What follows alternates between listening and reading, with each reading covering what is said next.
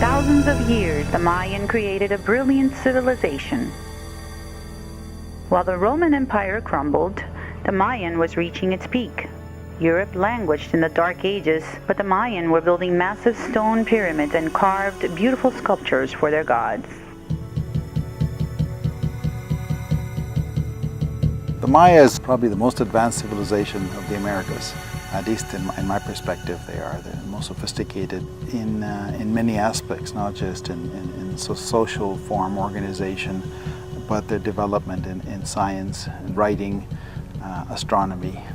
Definitely, they were very sophisticated people for their time period. And Copan was one of the main centers of the ancient Maya civilization.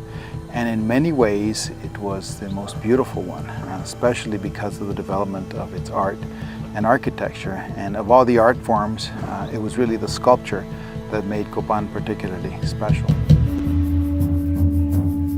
About 200 to 900 AD, the Maya civilization boasted hundreds of cities across North and Central America. They spread throughout a diverse land known today as Belize, Guatemala, El Salvador, Mexico, and Honduras. The Maya recorded their history and discoveries using hieroglyphics, a form of picture writing on stone, ceramics, and paper. Each Mayan city has their own structures with ceremonial centers where the rulers practiced a complex religion based on a host of gods, a unique calendar, and ceremonies that featured a ball game and sacrifices. Archaeologists believe that by 200 AD, there already was a prosperous tribal settlement in the valley of the Copan River, in the place where the ruins are today. The Copan Valley is 12.5 kilometers from east to west and 2.4 kilometers from north to south. Copan covers over 50 acres of temples, altars, stela, ball courts, several plazas, and a magnificent hieroglyphic stairway.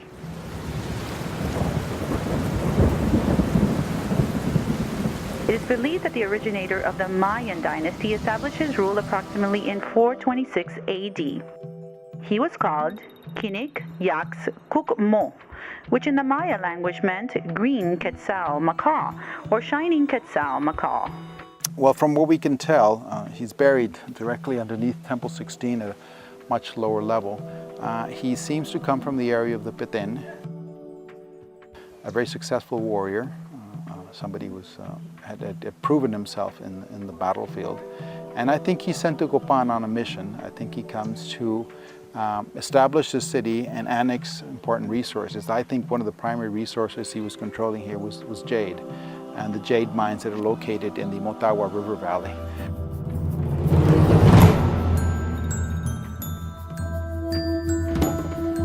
Copan is a name by which the site has been known since 1576. We don't know the site's original name at all, but new advances in Maya epigraphy have led to a possible reading of the Copan emblem glyph. It may be read as corner, summit, or motmot, possibly referring to Copan's position as the easternmost borders of the Maya world. However, the emblem glyph is represented by a bat or sots in Mayan.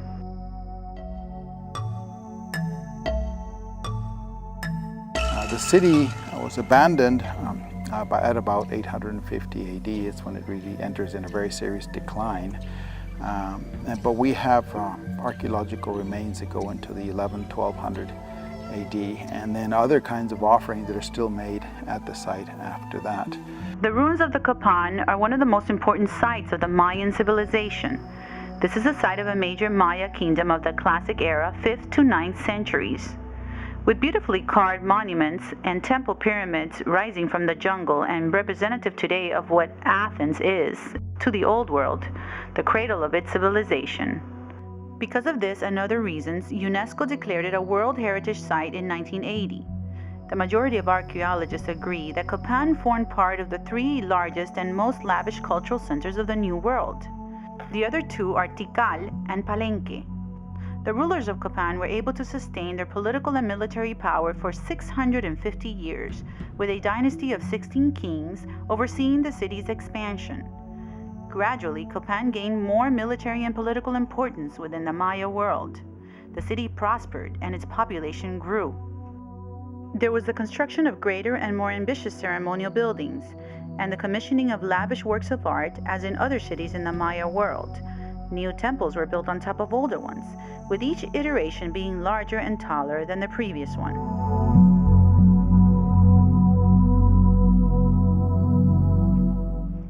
Historians believed great cities like Copan were ceremonial centers where the priests lived, while the rest of the population dwelt in distant villages, visiting the plazas only to watch important rites.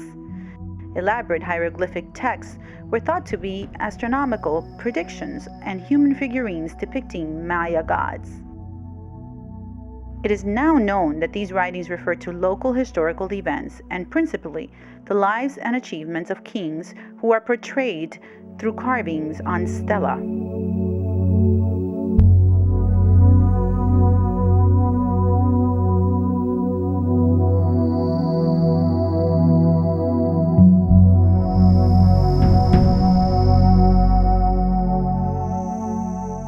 Most of the temples and structures which we can see in this site date from the 8th century. The final ruler of Copan, Yu Sit Tok, came to power in AD 822. About this time, the kingdom began to diminish. A symbol of this tragic downfall is Altar El, which in AD 822 the king commissioned a monument to represent his time in power. However, it was never completed. Yet, despite its importance, Copan went into decline. Across the vast territory of the ancient Maya, other important sites were sharing a similar fate. Classic Maya civilization was collapsing. All evidence suggests that the Maya simply abandoned Copan.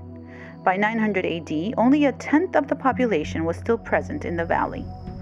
Over the following centuries, the jungle remained the land that it had once given to the Maya for them to build their great city.